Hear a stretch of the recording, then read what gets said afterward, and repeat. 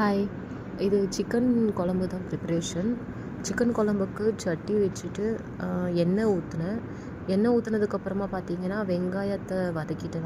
நல்லா ஒரு brown colour வர அளவுக்கு நல்லா வதக்கிட்டேன். ஸோ வதக்குனதுக்கப்புறமா இஞ்சி பூண்டு போட்டு அது கொஞ்சம் ஸ்மெல் போகிற வரைக்குமே வதக்கிட்டு, தக்காளி போட்டேன்.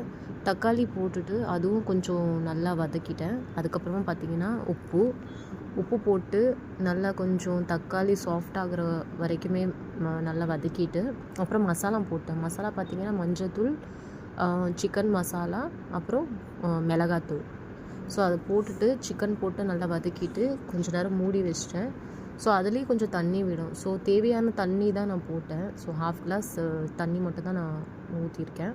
ஸோ அது ஊற்றிட்டு சிக்கன் வேகுனதுக்கப்புறமா கடைசியில் இறக்கும் போது பார்த்திங்கன்னா, க்ரீன் சில்லியும் கொத்தமல்லியும் அது போட்டுட்டு நான் இறக்கிட்டேன். ஸோ இதுதான் நான் சிம்பிளான சிக்கன் குழம்பு தான் வச்சுருக்கேன். ஸோ வச்சு ஆஃப்டர்நூன் பார்த்திங்கன்னா லஞ்சுக்கு சிக்கன் குழம்பு, ரைஸு அது வச்சு நான் சாப்பிட்டு முடிச்சிட்டேன். பாய்.